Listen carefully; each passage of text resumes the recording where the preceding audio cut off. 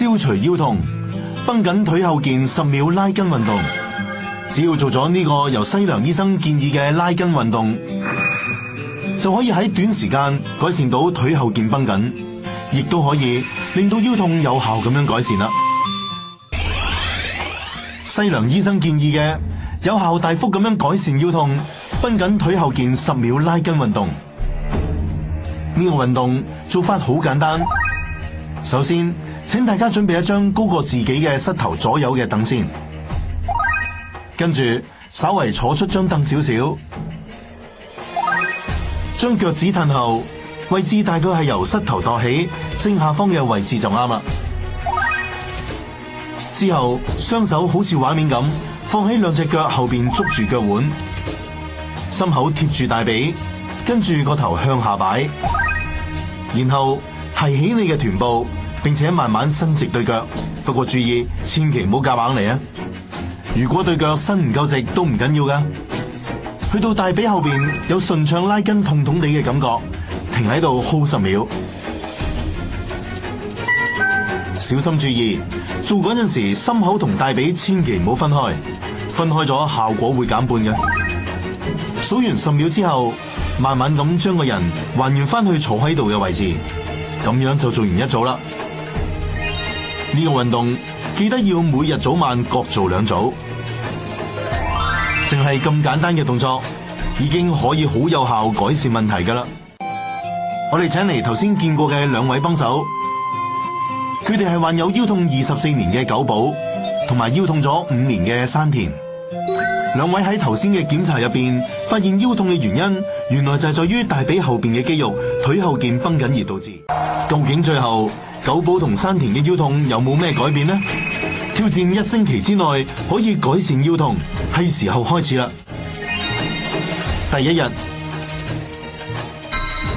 首先去睇下九寶嘅情況點。而家係第1日用改善方法嘅朝早。錯咗，1、2、3，1、2、3、9、10。跟住做第2次啦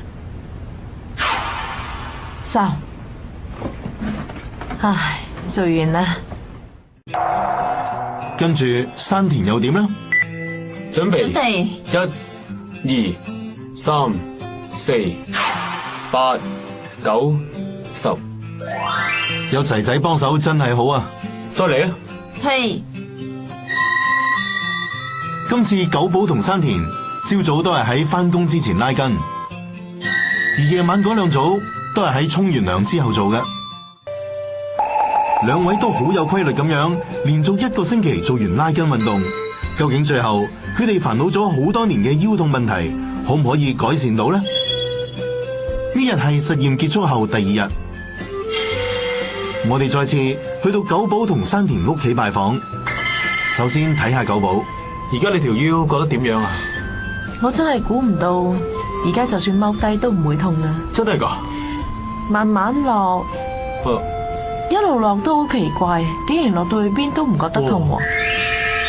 竟然只係做1星期拉筋運動，九寶嘅腰痛問題已經可以慢慢消失。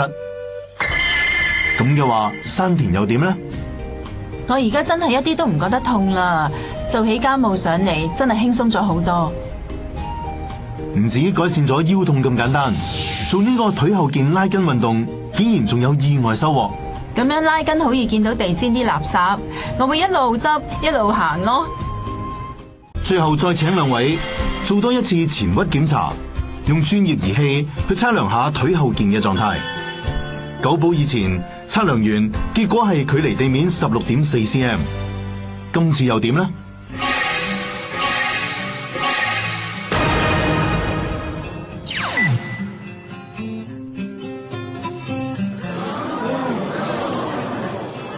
九寶嘅手指喺前屈之後竟然過咗地板，喺地板以下3.5 cm， 即係話佢完完全全消除咗腿後腱繃緊問題。九寶聽到呢個結果唔知點樣呢？同之前差成20 cm。犀利啊！犀利啊！我覺得我同地板已經做咗好朋友啦，真係可以咁唔同，好犀利啊！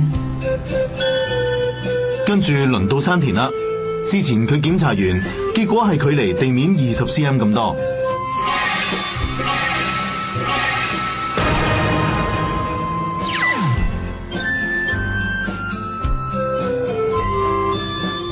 而家係距離地面3 cm。雖然好可惜，山田佢都仲係未掂到地面，不過佢嘅腿後腱繃緊問題，好明顯已經大幅咁樣改善咗啦。犀利啊！每一日朝早同埋夜晚做咗1個星期，啲筋骨已經鬆咗好多，繼續再做，一定可以再好啲嘅。